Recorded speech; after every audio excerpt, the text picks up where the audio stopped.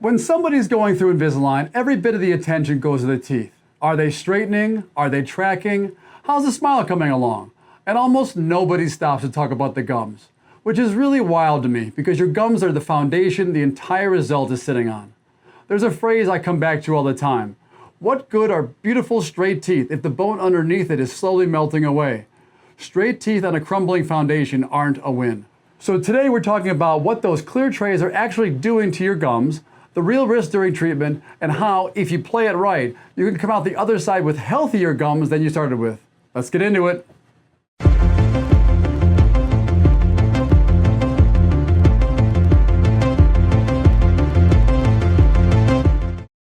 What's up everyone, Dr. Eric Jackson here, hope you're doing well. I've been an Invisalign provider for more than 20 years, and today we're talking about your gums. Let me give you about a minute of foundation because it makes everything else click. Your gums, the gingiva, if we're being fancy, are the collar of tissue that seals tightly against the base of the tooth. And underneath the gums is the thing that really matters, the bone. The bone is what holds your teeth in place. The gums are the gasket. The bone is the anchor. So how do you read healthy gums? I want you to remember this. Healthy gums are pink and firm. They hug the teeth and they don't bleed when you brush or floss. That's the picture of health. Now, the warning sign, gums that are red, that look puffy or swollen, and that bleed when you brush. That's inflammation. That's your body telling you that something's off. And this is the idea the whole video rests on. Your teeth are only ever as stable as the gum and the bone holding them. Beautiful teeth on a weak foundation don't last. So during Invisalign, when we're actively moving things, the foundation matters more than ever. Let me give you two words because you're going to hear them and they sound scarier than they need to be. Gingivitis and periodontitis. Gingivitis is the early stage. It's gum inflammation caused by plaque sitting on your teeth. Exactly the picture I just described. And here's the good news about gingivitis. It's reversible. Clean things up and the gums bounce right back. No permanent harm done. Periodontitis is what happens when you let gingivitis go and it advances. Now the inflammation has gone deeper and your body starts losing that bone and attachment that holds your teeth in. And that isn't reversible.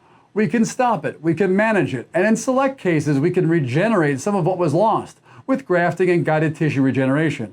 But we can't simply grow the lost foundation back on demand, and we never get all of it.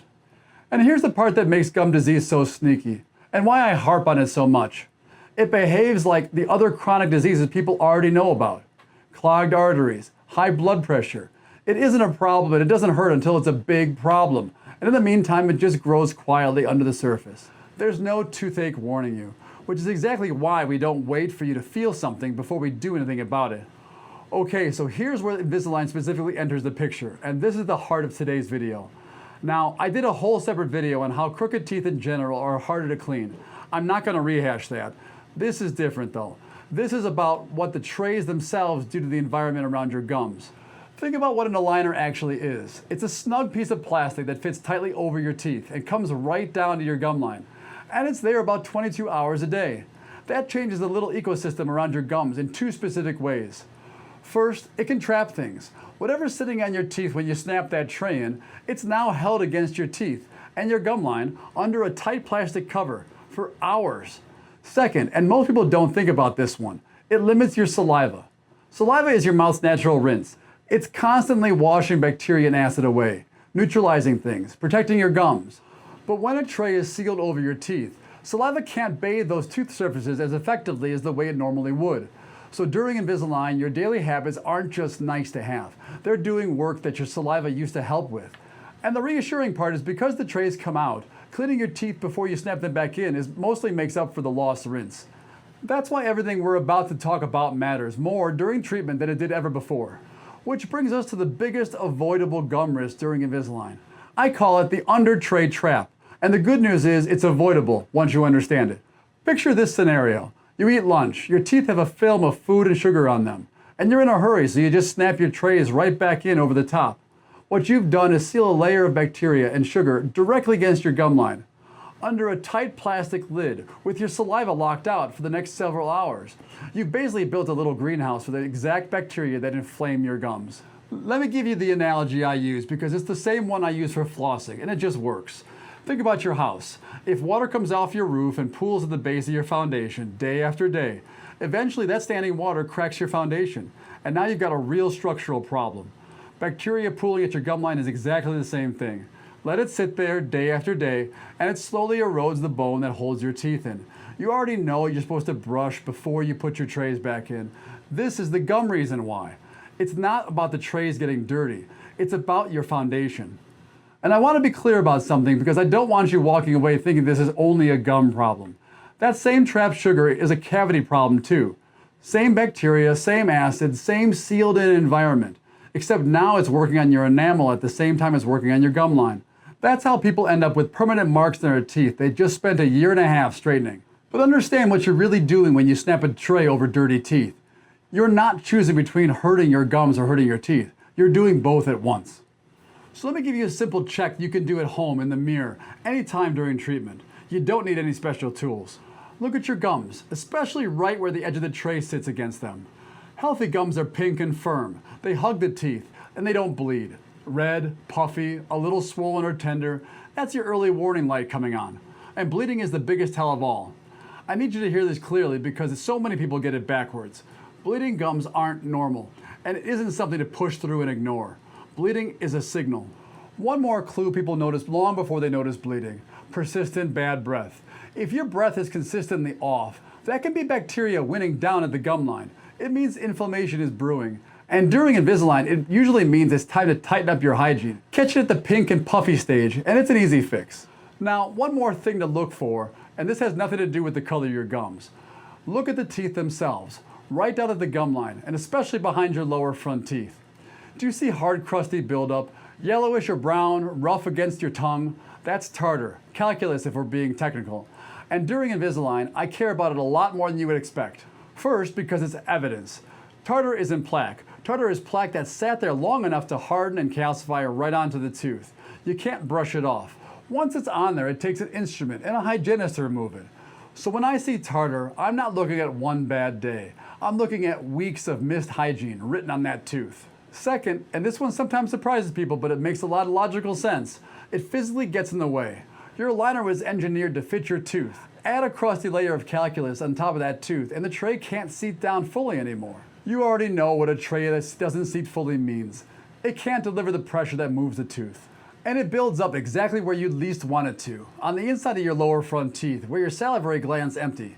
That also happens to be where the crowding and the rotations usually are. So the buildup lands right on the teeth that most need to rotate. And it blocks the very movement you're paying for. Look for it. If you see it, get it cleaned off. That's a routine professional cleaning, and it isn't a moral failing, but you can't straighten a tooth through a wall of calculus. Now let's tackle a question I get a lot, and I'm going to give you an honest answer, not the scary one and not the sugar-coated one. Can moving your teeth with Invisalign cause gum recession? The real answer is this. Remember that moving a tooth means moving its roots through the bone. I went deep on that in the How Teeth Move video. Your roots live inside the envelope of bone, with the gum draped over the top. Most of the time, when the teeth are moved carefully and within that envelope, the gums are completely fine. But here's the part that explains most of what I actually see. Everybody has a gum type. Some people have thick, sturdy tissue. Some people have thin, delicate tissue. And you don't get to pick which one you get. Now, when a tooth moves outward towards your cheek, the body doesn't manufacture new gum to cover it. The tissue you already have just stretches a little tighter over that spot. If yours is thick, it handles that without much trouble. If yours is thin, it was already working with very little margin. And that's where the gum line can drop and a bit of root starts to show. That's recession. And the gums are usually where you notice it first, before anything deeper shows up. And this is exactly why supervised, properly planned treatment matters so much. Before we plan a single movement, we look at what kind of tissue you're working with and how far each tooth can reasonably travel. Then we watch your gums in real time as things move and adjust if something starts heading the wrong way. Even with careful planning, some people, especially those with thin tissue or prominent roots, can still see a little recession. It's usually minor, and when someone is watching for it, we catch it early and manage it. There's also a hard outer limit here. Your roots sit inside an envelope of bone, and how much room that envelope gives you differs for every person and every tooth. A clinician plans your movements to stay inside it, because a tooth pushed past what the bone can support leaves the gums over that spot with nothing left to drape across. That's the version of recession I actually worry about. Here's one that catches a lot of people off guard, and I'd much rather you hear it from me than discover it in the mirror. They're called black triangles. Picture teeth that were crowded and overlapping for years. The gum filled in around them in that crowded position. Now we go and straighten everything out into a nice even arch, and sometimes the gum that used to be tucked between those overlapping teeth doesn't fully fill in the new, more open space. What you're left with is a little dark triangular gap down near the gum line between two teeth. That's a black triangle. They're more common in adults because our gum tissue is a little less plump and forgiving than in teenagers. The straightforward version, they do happen. They're usually minor, and they're usually manageable. There are ways to address them, gently reshaping the size of the teeth so they meet a little closer, or in some cases adding a tiny bit of tooth color composite to close the gap. The point is that I'd much rather you hear the words black triangle from me now than be surprised by one in the mirror later. No surprises. Now here's a rule I treat as close to non-negotiable. You don't move teeth on an unhealthy foundation. If someone comes in with active gum disease, real inflammation, real bone loss happening, we have to get that under control before we start moving teeth. And the reason is straightforward and a little sobering. Moving teeth through tissue that's already inflamed and infected can speed up the bone loss. You'd be straightening the teeth while accelerating the very thing that makes you lose them. That's backwards. The good news is that this is exactly the kind of thing that a proper exam catches before you ever start. And sometimes that means we get your gums healthy first, and then we straighten. Now, I don't want to scare anybody off here. Mild gingivitis, the puffy, bleeds a little stage, is extremely common and completely manageable during the treatment. This isn't what stops us. It's active periodontitis, real bone loss. We gotta get that under control first. And if gum problems ever crop up in the middle of treatment, we can pause the tooth movement, settle the gums down, and then pick right back up. Foundation first, always. Build the house second. And this is where I get most concerned about the mail order kits. Think about what actually happens. Somebody takes an impression at their kitchen table or scans their own teeth with a phone camera. If there's hardened tartar along the gum line, that impression captures the tartar, so the tray gets built to fit hardened deposit instead of your actual tooth. It may not seat properly, and if you don't get that buildup cleaned off later, you're holding a tray made for a shape your mouth no longer has. But the bigger worry is underneath all of it. Nobody diagnosed those gums. No x-ray, no pocket measurements, nobody looked at where your bone actually sits. So if there's active periodontitis down there, you're applying steady force to teeth that are already losing their support, month after month when nobody's watching. Okay, I've given you a lot of risks, so let me flip the whole thing over because this is the part I most want you to hear. And it's the reason I'm such a believer in this when it's done right. When Invisalign is done properly on a healthy foundation with good habits, the place you end up is better for your gums than when you started. Think about it. Straight, well-aligned teeth are noticeably easier to keep clean than crowded, overlapping ones. There are fewer tight, hidden spots where plaque can hide. Your brush and floss can reach everything. So over the long haul, aligned teeth tend to mean healthier gums. I'll be straight with you about the evidence though. The logic is sound and the early research supports it, but the long-term studies are still being built. So I'd call it strongly suggestive, not proven. And here's something I want you to actually hear.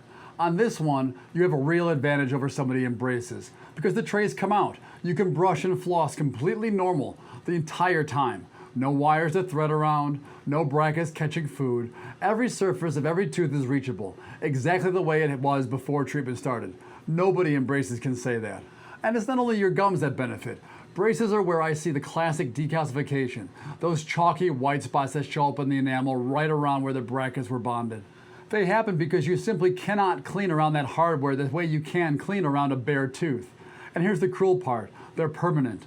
The braces come off, the teeth are beautifully straight, and the patient is left with white scars in the exact shape of where the brackets used to be. With Invisalign, that hardware comes out of your mouth every single time you clean. So it's a real advantage for your gums and for your enamel. But, and you knew this was coming, only if you use it. Take the trays out, clean them well, and put them back in. Do that, and you're not just straightening your teeth, you're investing in real, lasting gum health. That's the whole game. So how do you actually protect your gums during treatment? I've got a framework I use for this constantly. Technique plus technology. Get both right, and you're working smarter, not harder. On the technology side, I'm a big fan of what almost everybody calls an electric toothbrush. And I say it that way too, because that's the phrase people use. But the more accurate word is rechargeable, and the difference actually matters. Plenty of things are technically electric. Those $10 batteries powered spin brushes hanging out by the checkout counter run on electricity. And they aren't what I'm recommending. What I mean is the kind that lives in a charging base on your bathroom counter. I personally love the Sonicare, and to be crystal clear, I'm not sponsored by them in any way. I've just used and recommended them for years because they work. And the reason a good rechargeable brush helps your gums isn't just power. It does the work for you, so you stop scrubbing aggressively. And aggressive scrubbing is one real contributor to recession all on its own. And please remember, whatever brush you use, soft bristles only. Never medium, never hard. Those medium and coarse bristles are great for cleaning grout. They aren't for gums. The other piece of technology I love during Invisalign is a water flosser. It's gentle, it flushes that gum line beautifully, and it's easy to keep doing. On the technique side, floss before you brush, so the brush can clean out what the floss loosens. Use what I call spot flossing. If you get something lodged after a meal, deal with it right then, before the trays go back in. And keep it gentle. Sawing floss hard down into your gums does the same damage a stiff brush does.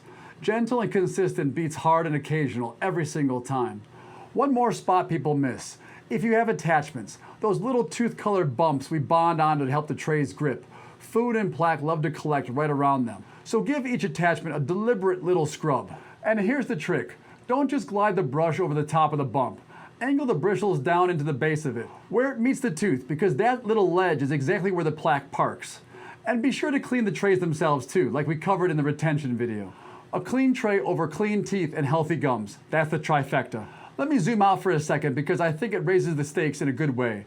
Your gums aren't sealed off little systems separate from the rest of you. One of the core pillars of how I think about dentistry is that the mouth and the body have always been deeply connected. And remember what I said earlier? That gum disease behaves like other chronic conditions? This isn't just a comparison I use to make a point. Chronic inflammation is chronic inflammation. And that's a big part of why researchers keep finding gum disease turning up alongside things like diabetes and heart disease. Now I'm going to be careful and honest with my words. That's an association, a connection that keeps showing up. Not me promising you that flossing cures heart disease. I'm not going to overstate that. But the takeaway is truly motivating. When you protect your gums during Invisalign, you're not just protecting your smile. You may well be protecting a whole lot more than that. Healthy gums are part of a healthy body. Let me pull it all together. Your gums are the foundation. Straight teeth on a weak foundation don't last. Watch for red, puffy, or bleeding gums. That's your warning light. The big risk is the under tray trap. Never seal food against your teeth and gum line. It damages enamel and gums at the same time. Recession and black triangles are real, but managed, not feared. Treat any gum disease first. And if you get your technique and technology right, you'll finish with gums that are healthier than when you started. And here's the encouraging part, and I want this to be the thing you carry out of this video. Not one of the big gum problems I talked about today is caused by Invisalign itself. Not the under tray trap, not the tartar, not the inflammation. They're caused by how we take care of our mouths while we're wearing it, which means every single one of them is in your hands. Get all that right and everything we build across this whole series, the straight teeth, the confidence, the lasting result, actually lasts. Now, in the next video, we're answering a question I get more than you think. What actually happens if you stop Invisalign in the middle of treatment? If you've ever been tempted to quit part way, you'll want to see that one. If you didn't catch the earlier videos in this series, they're all linked for you below in the description.